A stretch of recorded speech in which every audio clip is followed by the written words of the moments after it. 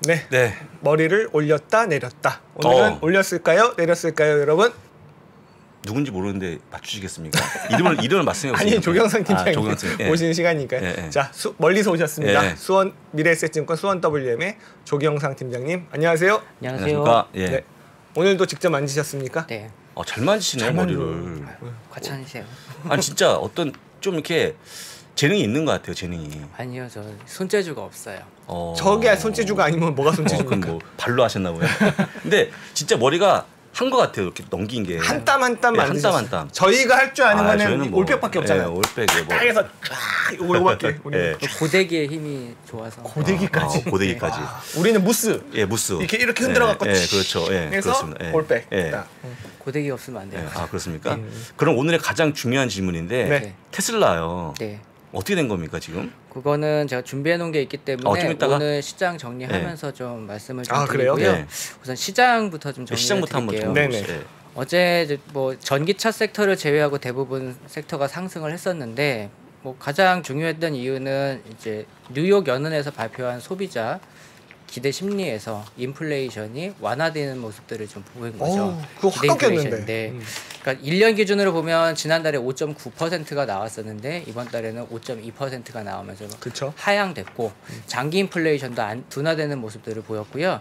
이게 조금 의미 있는 수치인데 작년 8월 수치 이후로 가장 낮은 값을 보여줬기 때문에 우리가 이제 당장 오늘 나올 수 있는 소비자 물가지수 또 완화될 수 있지 않을까에 대한 확신이 조금 많이 늘어난 부분들 그리고 정말요? 네 그리고 나서 그 다음에 이어지는 FOMC에서 이제 통화 정책이나 이런 부분에 대한 기대감 이런 것들이 전반적으로 좀 반영이 됐다라고 좀 말씀을 드리면 될 것 같고요.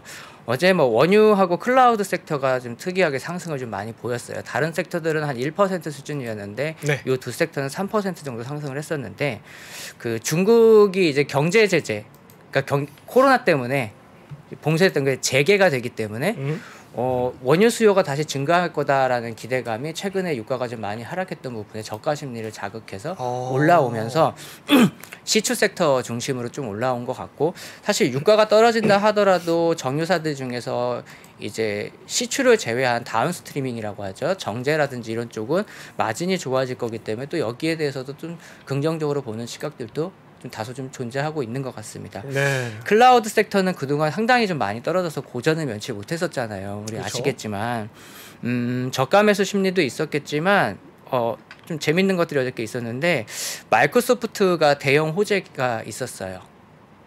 저 네. 런던 거래소. 네, 어떤 일입니까? 런던 거래소의 지분을 4% 정도 인수하고 네. 그 다음에 10년간 이 클라우드 서비스에 대해서 한 28억 달러 규모이기 때문에 이게 국방부하고 계약한 딜보다 더 큰 금액인 거잖아요. 거래소의 그런 클라우드 서비스를 그거 하고요. 네. 그 이 런던 거래소가 우리 리퍼니티브를 인수했잖아요. 그게 그러다 뭡니까? 우리 시황 하실 때 리퍼니티브라고 해서 예를 들어서 저기 네. 그 시황 관련 자료. 네, 네네네. 거기를 인수했는데 여기에다가 이제 얘네들이 쓰고 있는 클라우드 AI 서비스라든 여러 가지들을 좀 계속 복합을 시켜서 이것들에 대한 어떤 방법론이라든지 여러 가지 좀 업그레이드 시켜보려고 하는 시도들을 할 거다라고 하면서요. 네. 이걸 반대로 조금 잘 보면은 그러면 클라우드 산업이 여전히 성장할 수 있는 것들이 좀 많이 있구나라는 부분하고 이거하고 맞춰서 공교롭게 어저께 클라우드 다른 기업들의 분석 리포트라든지 이런 것들이 상당히 좀 많이 나오면서 이러한 영향들을 좀 같이 받은 걸로 좀 보여졌습니다. 반면에 이제 전기차 기업들은 평균적으로 한 6% 가까운 하락들을 좀 보였는데, 네. 아까 장우석 부사장님께서 말씀드렸던 내용, 테슬라. 네. 그러니까 보통 일각의 그 이제 시황 정리하는 쪽들을 보면은, 그러니까 테슬라가 하락을 했고, 어저께 리비안도 큰 폭으로 하락을 했잖아요. 그렇죠. 리비안 같은 경우에는 이제 BMW하고 체결했던 유럽의 벤 이제 합자 회사와 관련돼서 이 계획을 이제 BMW에서 철회하겠다라고 하면서 네. 이제 주가가 급락했었고, 그러니까 그런 부분들 때문에 이제 이게 요인이 돼서 전기차가 전반적으로 하락한 게 아니냐라고 이제 했는데 저는 조금 다른 생각을 좀 해봤고 준비를 해왔기 때문에 그거를 조금 뒤에서 좀 말씀을 좀 드릴 거고요. 네.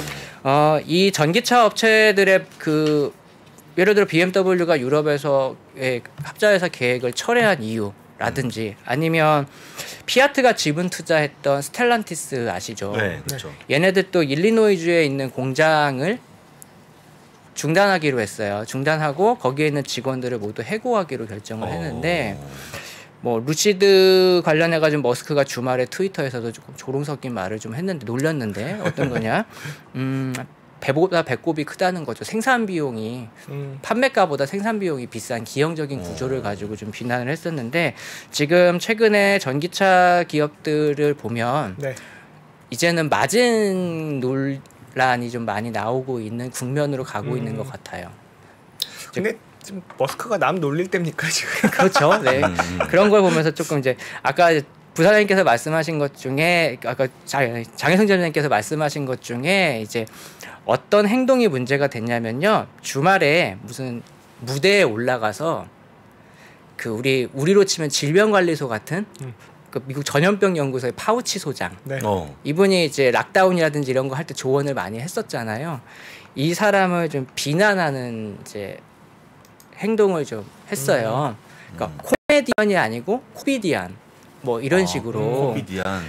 그러다 보니까 이게 행정부와 관련 있는 인사이기 때문에 이게 정치적인 색깔이 반영이 돼서 이런 부분들도 영향을 받아서 주가가 하락된 게 아니냐 이런 논란들이 좀 많이 있었고요. 네. 물론 그런 영향은 좀 있겠지만 사실 저는 좀 다른 것도 또 우리가 한번 좀 진지하게 생각해봐야 되는 시기가 왔다. 유가도 떨어졌기 때문에 네. 준비한 게 있고 방송을 이제 아셔요. 자꾸 예고하면서 예고하고 뒤에 네. 클라이막스는 뒤에 네, 할게.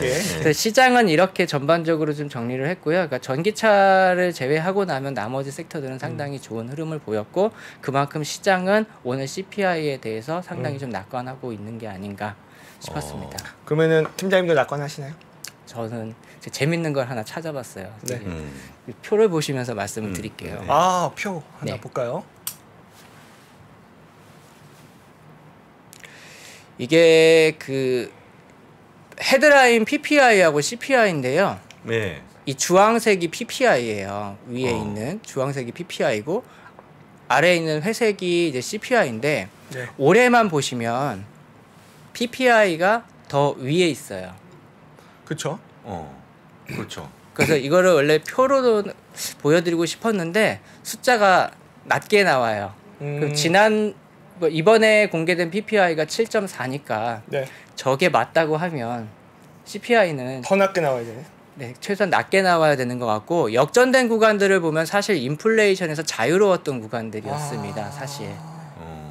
그러면 상단이 7.4네요. 그러네요. 네. 그러네요. 그래서 이게 정말 규칙성이 있을까 해서 다 세봤거든요. 네. 5년치를 보면 한 70% 정도 PPI가 위에 있고 네.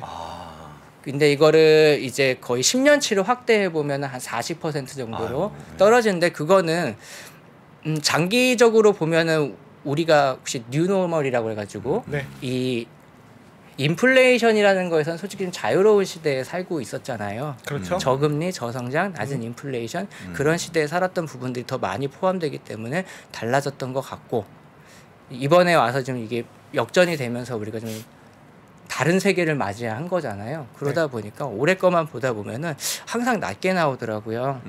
근데 이론적으로 봐도 낮게 나오는 게 맞긴 할 것 같아요.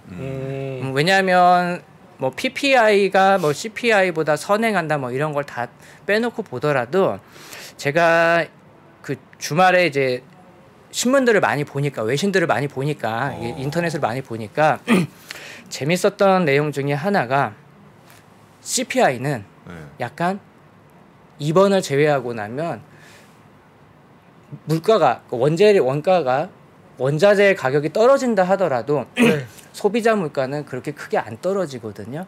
그걸 우리가 볼 때 어떻게 말하냐? 기업들의 이익이나 마진이 개선되었다라고 표현하고요. 아, 그렇죠.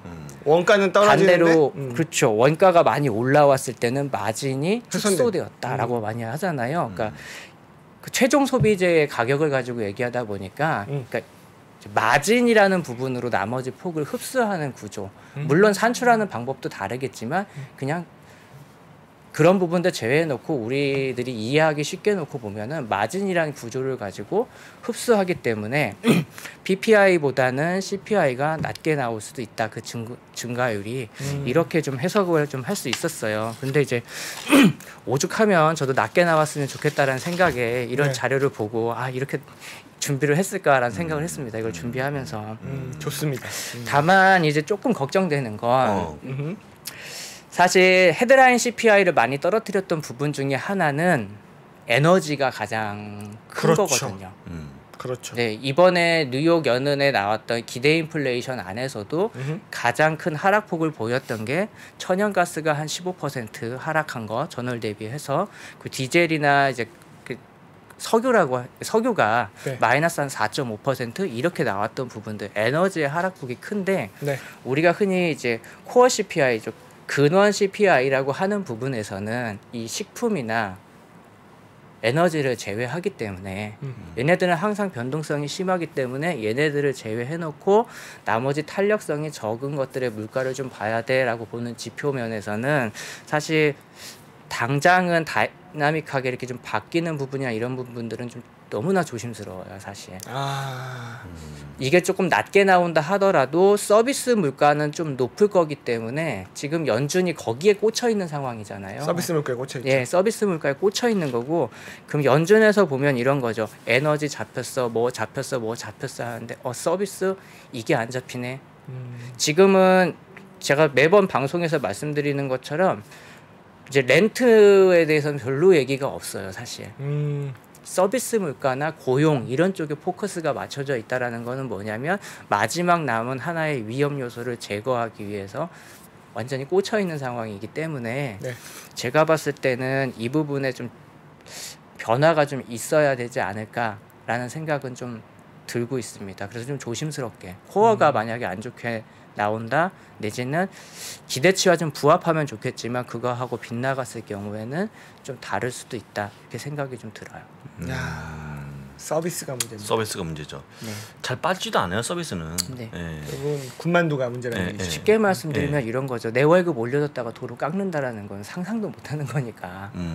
사실 그러면 이제 해고를 해야 되는데 네. 코로나 때 해고를 대량으로 해놓고 나서 이제 필요해서 뽑으려고 하다 보니까 뭐 이민자 막아놓은 것도 있지만 일 잘 안 하려고 하고요. 네. 일단은 그런 일 잘 안 하려고 하고 그 다음에 높은 임금을 줘야 된다라는 그 고생한 거를 다 기억하고 있기 때문에 사실 일각에서는 대량 해고 이쪽에서 서비스 섹터 쪽에서 대량 해고나 이런 부분들 쉽지 않을 거다라고 보는 시각도 많고 네. 실제로 미국에서 최근에 뭐 제가 지난번에도 말씀드렸지만 퇴직자 그러니까 나이가 차서 퇴직하시는 분들도 많아요. 그나마 2020년 코로나 터졌을 때는 코로나라는 것 때문에 나이가 있으신 분들이 나이가 좀 연세가 좀 있으신 분들이 퇴직을 많이 했죠. 건강 때문에 겁나니까. 그렇죠. 근데 이제 최근에는 그분들이 다시 일자리를 오려고 하지도 않고 뽑으려고 해도 오지도 않고 이분들도 자연스럽게 자연퇴직하는 숫자도 늘어나다 보니까 점점 채용하기가 좀 어려운 구조로 가다 보니 해고에 대해서는 조금 신중하지 않을까 그런 생각들도 좀 많이 해봤습니다. 그렇군요. 네, 결론은 10시 반에 네, 결과를 봐야겠네요. 낮게 나올 거라고 생각을 하고 있습니다.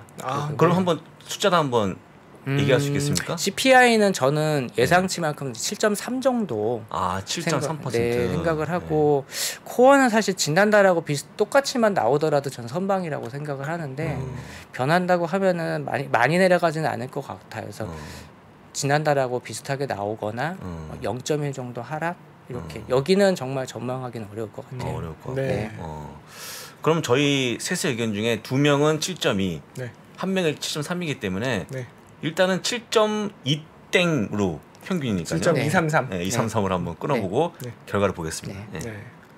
그러다 보니까 지금 이제 아까 말씀하신 대로 꺾이지 않는 인플레이션에 대한 부분만 남은 거잖아요. 네. 그러다 보니까 종종 연준 인사들이나 버냉키 의장들의 말을 티밀하우스가 트윗에다가 인용을 하면서 얘기하다 보면 타겟 인플레이션 3%에 대한 얘기가 있어요. 그렇죠. 예. 네, 그래서 일각에서 최근 들어서 이제 그러면 내년도에는 목표 인플레이션을 좀 조정해야 되는 게 아니냐라는 이제 얘기가 좀 나왔었고요. 요거는 자료를 한번 보시면서 말씀드릴게요. 조정하면 이거 만세인데? 네, 그러니까. 자료가 아니라 대박이네. 실제 이제 언론에 나왔던 내용을 예. 좀 말씀드리려고 하는 건데. 네. 예, 나왔네요. 예. 네.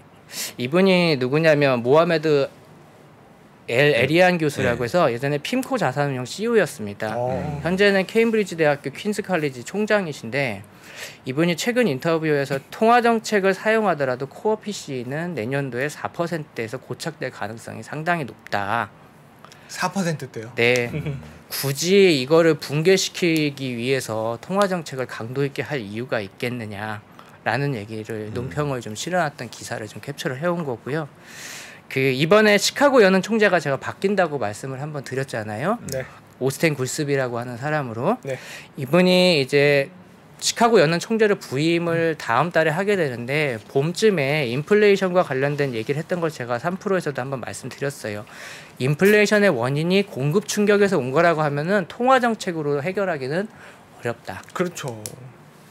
이런 얘기들을 돌려서 생각해 보면 네. 뭔가 수정해야 되는 건데 네. 그러면 결국 이런 영향 때문에 굳이 원칙을 고수하면서 경기를 악화할 필요가 있냐라는 얘기가 좀 나오는 것 같고, 옳소. 네, 일부 연준 인사들도 인터뷰를 하면서 여기에 대한 논평을 좀 내놨는데 네. 전반적인 방향은 이거를 좀 쉽게 수용하기는 어렵다라는 쪽이 훨씬 더 많아요.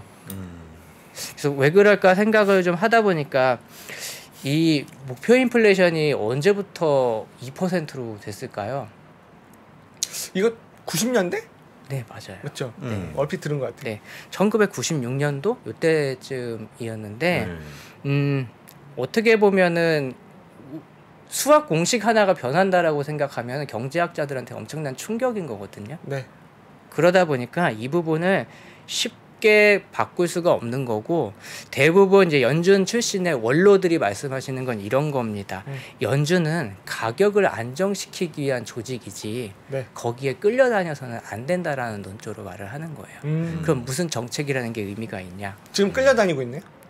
지금 끌려다니는 게 아니죠. 아 그래요? 3%로 바뀌면 끌려다니는 거죠. 그러니까. 네. 바꾸면 2%라는 걸 맞추기 위한 정책을 써야 되는 건데 이거를 지금 해결하기가 어렵다고 하는 거냐 이런 방향으로 아직은 가고 있고 제가 이 타겟 인플레이션에 관련해서는 예전에 3%에서도 한번 말씀드렸어요. 앞으로 통화 정책과 관련된 시나리오에서도 말씀드렸지만 여기에 대한 요구는 상당히 많이 나오고 있기 때문에 근데 파월은 바꾼 적이 있잖아요. 2%인데 자꾸 올라가니까 금리 인상 천천히 하겠다라고 해서 평균 물가 목표자라고 해서 허울만 2% 네. 네, 이렇게 하는 걸로 바꿨기 때문에 동일한 개념으로 바꿀 수도 있지 않을까 역으로 해보면 그런 생각도 좀 들었습니다. 에휴, 세상이 바뀌었다고 꼭 그분께 전달해 주십시오. 이제 마지막으로는 이제 전기차 급락과 관련된 걸 좀 준비를 했는데 네. 우선 이거는 제가 뭐 특정 기업을 옹호하려는 의도나 이런 건 아니고요. 우선은 좀 우리가 좀 생각해보는 입장에서 말씀을 드릴 건데 제가 매일매일 시장을 정리한 일기를 쓰거든요. 아, 일기를? 네. 근데 어제 보면 GM은 뭐 예를 들어서 뭐 나쁜 뉴스가 없긴 했잖아요. 네. 근데 GM의 전기차 마진이 한 마이너스 한 12% 정도로 된대요. 언론들을 다 필터링 해보니까. 그렇겠죠. 얘네도 그 마진이 문제 있는 거였는데 어제 GM 같은 경우는 플러스가 나왔고 네. 나머지들은 마이너스가 나왔고 걔네들은 물론 마진 문제였고 테슬라도 마이너스가 크게 나왔는데 전 이걸 조금 다른 관점에서 한번 보려고 하는 건데요. 네. 자료 기사 하나만 좀 보여드릴게요.